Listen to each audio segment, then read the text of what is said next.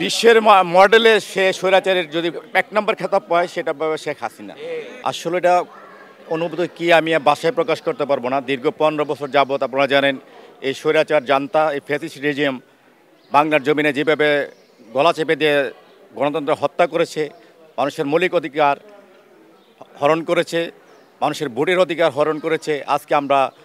আজকের দিনে আমরা স্বদেশ প্রত্যাবর্তন করে মনে হচ্ছে যে আমরা সত্যিকার রূপে একটা বাংলাদেশ পেয়েছি। নির্বাচনের বিষয়ে আসলে ওদের যতটুকু প্রয়োজন সংস্কার যত তাড়াতাড়ি সম্ভব একটা নির্বাচন, সুষ্ঠু নির্বাচন, যাতে জনগণের স্বতঃস্ফূর্তভাবে এই নির্বাচনে অংশগ্রহণ করতে পারে যত তাড়াতাড়ি সম্ভব। যেহেতু লেনদি করলেই আপনারা জানেন বিভিন্ন ষড়যন্ত্র রয়েছে, দেশি বিদেশি ষড়যন্ত্র রয়েছে। আমরা চাই না যে এই বর্তমান যে সরকার আছেন সেই সরকারকে আমরা ব্যর্থ হতে দেব না। আমরা চাই এই সরকারের অধীনে একটা সুন্দর নির্বাচন করার ব্যবস্থা করা হোক অতি সত্বর। দলীয় নেতৃবৃন্দের উদ্দেশ্যে আমার একটাই দাবি, যেমন আপনার প্রবাস থেকে আমরা গণতন্ত্রের জন্য, দেশের স্বাধীনতা সার্বভৌমত্বের জন্য আমরা লড়াই করেছি দীর্ঘ 16 বছর। যতক্ষণ পর্যন্ত গণতন্ত্র প্রতিষ্ঠিত না হবে আপনারা রাজপথে থাকবেন গণতন্ত্রের স্বার্থে এবং দেশের স্বার্থে। এটাই আমার একটা মেসেজ থাকবে। আজকে বাংলাদেশে এসে আমি নিজে আপ্লুত হয়েছি। আজকে 15 বছর যাবৎ আমার বাবার কবর জিয়ারত করতে পারি নাই।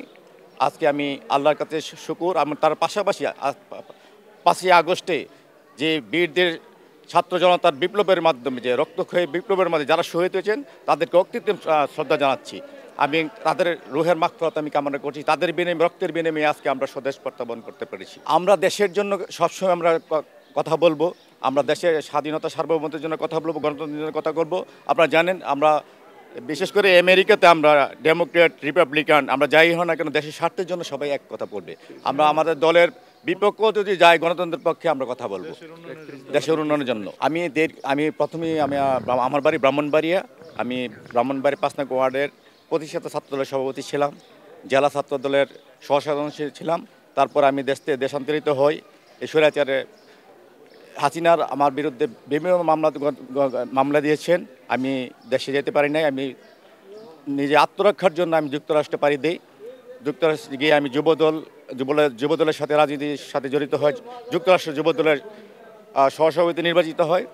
পরবর্তীতে আমি নিউ ইয়র্ক স্টেট বিএনপির, আপনারা জানেন, নির্বাচিতের মাধ্যমে আমরা সাধারণ সম্পাদক হিসেবে আমি নির্বাচিত হই এবং দেশের জন্য আমরা স্টেট ডিপার্টমেন্টে, কংগ্রেসে এবং জাতিসংঘের সামনে যখন দেশের ক্রাইসিস ছিল, দেশের মানুষ যখন কথা বলতে পারতো না, তখন আমরা বিভিন্ন স্টেট ডিপার্টমেন্টের সিনেটর, কংগ্রেসের কাছে আমরা আমাদের দাবি তুলেছি যে আমরা যে দেশের জন্য, গণতন্ত্রের জন্য আমরা লড়াই করছি, আপনাদের সাপোর্ট আমাদের অবশ্যই প্রয়োজন।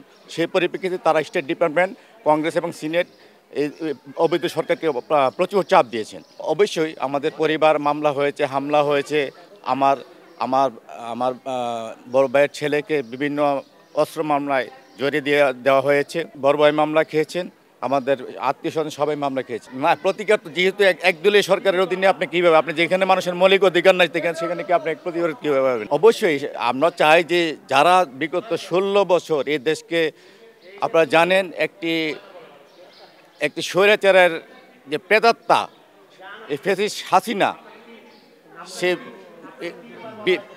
বিশ্বের মডেলে সে স্বৈরাচারের যদি 1 নম্বর খেতাব পায় সেটা পাবে শেখ হাসিনা।